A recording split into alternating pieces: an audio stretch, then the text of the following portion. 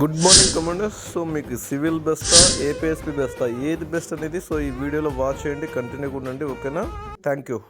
Okay, hi commanders. So very good morning. So మనకి ఇప్పుడు రెండు రిక్రూట్మెంట్ జరుగుతున్నాయి కదా. సో ఒకటి సివిల్, ఒకటి APSP. So APSP, civil. So ఈ రెండింటిలో ఇప్పుడు మన కాంపిటీషన్ లో ఎగ్జామ్ నడుస్తుంది. సో ఈవెంట్స్ నడుస్తూ ఉన్నాయి. So at the same time మీరు కూడా పోటీ పడుతున్నారు. సో ఎవరు కొంతమందికి డౌట్ ఉంది. సో మేము ఇప్పుడు ఏపీఎస్పీకి ఎలాగా ఎక్కడ ఆప్షన్ ఇచ్చుకోవాలా, ఏంటి పరిస్థితి, మాకు ఎక్కడ డౌట్లు ఉంటాయని సో నేను మన లైవ్ లో కూడా ఎక్స్ప్లెయిన్ చేశాను. బట్ ఒక ఓవరాల్ గా అయితే ఒక వీడియో తీస్తున్నా. సో కొంచెం వాచ్ చేయండి. సో మీ టైం కేటాయించండి ఇక్కడ. సో ఇప్పుడు మనకు ఈ ఐఆర్ బెటాలియన్స్ అనేటివి ఇక్కడ ఇచ్చారు. సో 4 బెటాలియన్లు కంప్లీట్ గా. సో ఒకటి శ్రీకాకుళం డిస్టిక్ లో ఒకటి, సో రాజమహేంద్రవరం 2, సో ముద్దిపాడు ప్రకాశం డిస్టిక్ లో, మద్దిపాడు ప్రకాశం డిస్టిక్ లో అండ్ చిత్తూరు. సో వీటిల్లో మనకు వచ్చిన పోస్టులు ఎన్ని? సో 630. సో టోటల్ గా 2520. సో ఈ 2520లో సో మాకేంటి, సో మేము ఎక్కడ అంటే సపోజ్ మనం చెప్పలేమండి. సో ఇప్పుడు ఏపీఎస్పీ అనేది సో కంప్లీట్ గా ఏపీఎస్పీ అనేది సో కంప్లీట్ గా స్టేట్ వైడ్ పోస్టులు. ఓకే, సో ఈ స్టేట్ వైడ్ పోస్టులలో మిమ్మల్ని ఎక్కడైనా తీసుకోవచ్చు. ఓకే, సో మిమ్మల్ని ఎక్కడైనా ఎప్పుడైనా పెట్టుకోవచ్చు, ఎక్కడైనా వాడుకోవచ్చు కూడా. సో ఉద్యోగరీత్యంగా సో సపోజ్ నువ్వు ఇక్కడ శ్రీకాకుళం ఆయన ఉన్నాడు. సో శ్రీకాకుళం డిస్టిక్ ఆయన. సో ఇక్కడ ఒక 125 మార్కులకు సో జాబ్ ఓపెన్ కేటగిరీ ఉంది. సో ఇక్కడ 125 మార్కులకు రాలేదు. సో ఇదే 125 మార్కులకు రాజమహేంద్రవరంలో వచ్చిండొచ్చు. సో ఆయన కమ్యూనిటీని బట్టి. సో మరి రాజమహేంద్రవరంలో వస్తే మరి శ్రీకాకుళం రాజమహేంద్రవరంలో ఉద్యోగం చేస్తాడా అంటే సో చెప్పలేము. సో రాజమహేంద్రవరం నుంచి, రాజమండ్రి నుంచి నేను తీసుకొచ్చి సో విజయవాడలో పెట్టొచ్చు. ఓకే, సో విజయవాడ నుంచి కడపకు పంపించచ్చు. ఓకే, కడప నుంచి నిన్ను మళ్ళీ కర్నూలు పంపించచ్చు.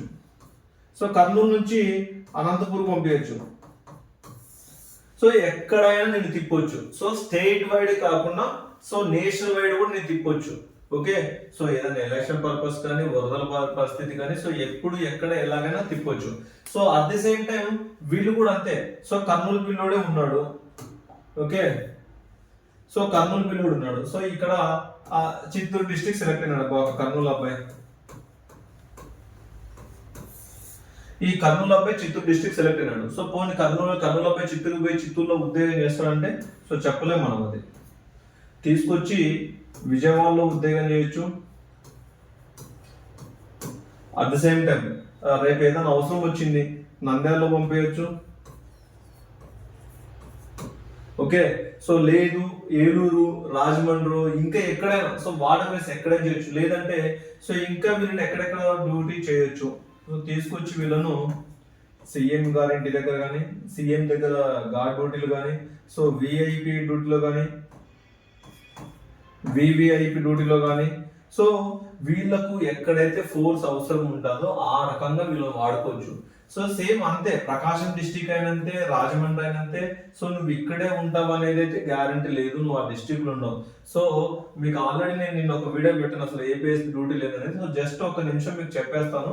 సో క్లియర్ గా చూడండి ఒకసారి, ఎందుకంటే మీరు చాలా మంది ఫీల్ అవుతా ఉంటారు కాబట్టి సో చెప్తాను. సో ఏపీఎస్పీ, సో ఏపీఎస్పీలో ఒక కంపెనీ అంటారు అబ్బా. సో అంటే మీకు క్లియర్ అంటే ఇది యాక్చువల్గా ఏపీఎస్పీని తీసుకొచ్చింది అప్పట్లో నక్సలైట్ల గురించి తీసుకొచ్చారు అనమాట. అంటే గ్రే హౌన్స్ పెట్టాలని చెప్పి తీసుకొచ్చారు ఈ ఆర్గనైజేషన్. సో పర్టికులర్ గా చెప్తే ఎక్కువ లెంత్ అవుతుంది కాబట్టి చెప్పలేను. సో ఏపీఎస్పీలో పారా మిలిటరీ ఫోర్స్ అంటారు కాబట్టి ఈ పారా మిలిటరీ ఫోర్స్ లో ఈ ఫోర్స్ కు సంబంధించి ఏంటంటే ఫస్ట్ ఆఫ్ ఆల్ మిమ్మల్ని ఒక ఏ కంపెనీ, సో ఏ కంపెనీలో మిమ్మల్ని ఒక 100 మంది రకం పెడతారు. సో ఈ 100 మందిలో వినండి. సో ఒక ఆర్ఐ గారు అంటే ఈక్వల్ టు సిఏ ర్యాంక్ అనమాట. ఓకే, సో ఒక ఆర్ఐ గారు ఉంటారు. ఫస్ట్ మీరు క్లియర్ గా ఉండండి, రేపు ఉద్యోగంలో వచ్చిన తర్వాత మీరు ఇబ్బందులు పడుకుని ఉంటారు. సో ఆర్ఐ గారి కింద ఒక నలుగురు లేదా ముగ్గురు ఆర్ఎస్ఐలు ఉంటారు. సో ఓకే, సో ఆర్ఎస్ఐల కింద కొంతమంది ఏఆర్ఎస్ఐలు కానీ, సో తర్వాత హెచ్సి కానీ, సో తర్వాత పీసీలు కానీ. సో వీళ్ళందరూ ఒక 4, ఒక 5 మంది, సో ఒక 20 మంది, సో మిగిలిన పీసీలు ఒక 20 మంది. సో ఇట్లా సపోజ్ ఇట్లా ఉండొచ్చు. సో ఉండిన తర్వాత సో మిమ్మల్ని మెయిన్ ఈ పీసీ వ్యవస్థ నుంచి మిమ్మల్ని అంతా నడిపించేది సో ఈ కంపెనీలో ఈ ఆర్ఐ గారు అనే ఒక ఆయన. సో మేము అంతా డ్యూటీలు కానీ లీవులు కానీ మీ పర్టికులర్స్ కానీ నడిపిస్తుంటారు. సో అట్లనే ఈ ఆర్ఐ గారి పైన ఒక ఏసీ గారని ప్లస్ ఒక డీసీ గారని, సో తర్వాత ఒక కమాండెంట్, ఓకే, ఒక కమాండెంట్. సో ఇట్లా ఈ ఏపీఎస్పీ వ్యవస్థ అనేది నడుస్తుంటది. నువ్వు ఎక్కడన్నా వెళ్ళు, సో ఏ డిస్ట్రిక్ట్ కల్లా ఎక్కడని చెయ్యి. సో ఇక్కడనే మీకు భోజనం ఉంటుంది. సో ఇక్కడనే మీకు అక్కడ మీరు ఎక్కడైతే డ్యూటీలు చేస్తుంటారో ఆ పరిధిలో సో సీఎం గారి దగ్గర ఉంటే కదా, సో అక్కడ మీరే భోజనాలు వండుకుంటారు. సో ఫుడ్ గురించి, సో బెడ్ అక్కడే, సో ఇదంతా అక్కడే ఉంటారు. సో మీరు ఇక్కడ నుంచే వస్తూ ఉంటారు. సో అన్న మరి ఇదంతా బాగుంది, ఫుడ్ బెడ్ అక్కడ మాకు బాగానే ఉంది, మరి మేము ఇంటికి ఎప్పుడంటే సో దాని గురించే సో కొద్ది రోజుల నుంచి so every 10 days or 15 days కల్లా మీకు 4 days అఫీషియల్ గా గవర్నమెంట్ నుంచి మీకు 4 days లీవ్ వస్తుంది. సో ఇది ఇలా కంటిన్యూ అవుతూ ఉంటుంది అనమాట ఈ 100 మందిలో. సో 4 days అనేది కంప్లీట్ గా సో ఇద్దరు ముగ్గురు నలుగురు అనేది ఎవ్రీ 10 days కు 15 days కు మీకు ఈ పర్మిషన్ అనేది దీన్నే హర్లా అంటారన్న పర్మిషన్. Okay, permission. సో ఈ పర్మిషన్ విధంగా మీరు తీసుకోవచ్చు. సో ఇది ఓకే, ఇక్కడికి అయిపోయింది. సో మీకు ఇక్కడ వీళ్ళే లీవులు కానీ ఈఏలు కానీ సో మీకు కావాల్సిన సిక్కులు కానీ సో వాటి అంతా మీకు అంతా నడిపించేది ఎవరంటే సో మెయిన్ అంతా ఒక ఆర్ఐ అని అంటాడు. సో ఆర్ఐ గారు, సో రిజర్వ్ ఇన్స్పెక్టర్ గారు, ఓకే, అంతా ఆయన చేతిలో మీ యొక్క సాలరీస్ కానీ డ్యూటీస్ కానీ అంతా నడిచిపోతుంది. ఓకేనా, సో క్లియర్ అయిపోయింది. సో తర్వాత మరి సివిల్ వాళ్ళు ఎలా అన్నా, ఓకే, సివిల్ వాళ్ళ చూడండి ఒకసారి. ఓకే,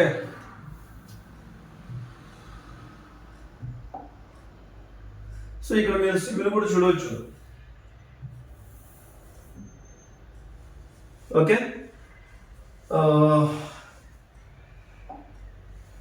సో వీళ్ళది కూడా ఉంటాయి. మెయిన్ ఏంటంటే సో వీళ్ళు రూరల్ కానీ రూరల్ లేదా అర్బన్, సో ఈ 2 జోన్లలో పనిచేస్తారు. అంటే మండలంలో కానీ లేదా సిటీలో కానీ. ఓకే, ఈ రెండింటిలో వీళ్ళు ఉద్యోగాలు చేస్తూ ఉంటారు. సో వీళ్ళకి మెయిన్ ఏంటి, ఒక ఎస్ఐ కానీ ఒక సిఐ కానీ.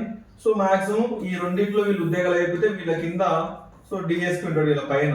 ఓకే,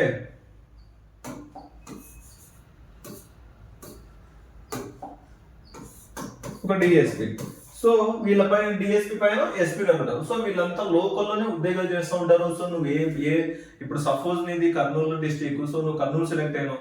సో నీది రూరల్ అర్బన్, సో నీకు ఒక 20 కిలోమీటర్ల పరిధి కానీ ఒక 30 కిలోమీటర్ల పరిధిలో కానీ సో నీకు డ్యూటీలు ఇస్తారు. సో నీకు ఇక్కడ స్పెషల్ పార్టీ నువ్వు రిక్రూట్మెంట్ అయితే కదా, సో స్పెషల్ పార్టీకి సో బయట మీరు చూస్తుంటారు జంగిల్స్ వేసుకొని సో తిరుగుతూ ఉంటారు. సో స్పెషల్ పార్ట్ అని, సో అలాంటి డ్యూటీలకైనా వాడుకోవచ్చు. సో లేదంటే ఎల్ఎన్ఓ డ్యూటీలకైనా వాడుకోవచ్చు. ఓకే, సో లాండ్ ఆర్డర్ డ్యూటీలకు, కేసులు, పంచాయతీలు, గొడవలు, సో బైక్ ఇది దానికి వాడుకోవచ్చు. సో ఇది సో దీని తర్వాత ఇంకా మాకేం డ్యూటీలు ఉంటాయంటే సో మీరు డే షిఫ్ట్ ఉంటాయి, నైట్ షిఫ్ట్ ఉంటాయి. ఒక్కొక్క స్టేషన్ లో 3 సెక్షన్లు ఉంటాయి, 2 సెక్షన్లు ఉంటాయి, మాక్సిమం 2 లేదా 3 సెక్షన్లు ఉంటాయి. సో డే షిఫ్ట్ అన్నా నైట్ షిఫ్ట్ అన్నా సో మీకు అక్కడ ఏదైతే డ్యూటీలు ఇచ్చింటారో అలర్ట్ చేసింటారో ఆ డ్యూటీని మీరు చేస్తారు అన్నట్టు. ఓకేనా, సో క్లియర్. సో దీంట్లో మళ్ళీ మాకు ఇంకా ఏమైనా ఉంటాయంటే సో మీకు ఒకవేళ లాండ్ ఆర్డర్ డ్యూటీలు ఇబ్బంది ఉంది అంటే కనుక సో ట్రాఫిక్ డ్యూటీలకు వెళ్ళచ్చు. ఓకే, సో ట్రాఫిక్ డ్యూటీలకు వెళ్ళచ్చు. ఇక్కడ ట్రాఫిక్ డ్యూటీలలో మీకు 8 hours డ్యూటీ ఉంటుంది. సో 8 hours డ్యూటీ ఉండొచ్చు. మీరు మీకు సంబంధించిన సెక్షన్లలో, సిగ్నల్లో, పాయింట్స్లో మీకు డ్యూటీలు వేస్తారు.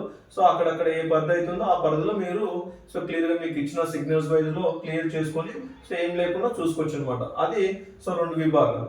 సో ఎక్స్పీరియన్స్ సీనియర్స్ అయితే కదా అప్పుడు మీకు క్రైమ్ కానీ ఇన్వెస్టిగేషన్లో కానీ సో సంబంధించి ఎస్బీలో కానీ సో అక్కడక్కడ తీసుకుంటారు. అది మీకు ఇంకా రాబోయే రోజుల్లో తెలుస్తుంది అనమాట. సో ఓకేనా,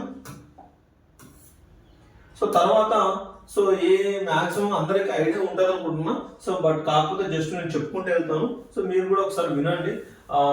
ఫస్ట్ శ్రీకాకుళంలో ఒక 100 పోస్టులు ఉన్నాయి. సో విజయనగరంలో 134 పోస్టులు ఉన్నాయి. సో అండ్ విశాఖపట్నం సిటీలో 187 ఉన్నాయి. సో విశాఖపట్నం రూరల్లో 159 ఉన్నాయి. ఈస్ట్ గోదావరిలో 298.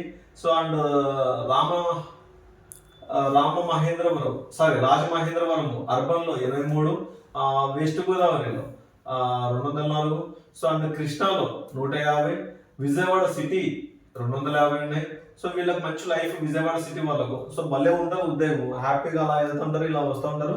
సో మంచిదే, పర్లేదు. విజయవాడ సిటీలో ఉన్న వాళ్ళు లక్ పర్సన్స్ పిల్లలు కానీ. సో ఎవరైనా ఆప్షన్ ఇచ్చుకుంటే కూడా సో ఓపెన్ కేటగిరీలో మీకు మంచి లైఫ్ ఉంటుంది.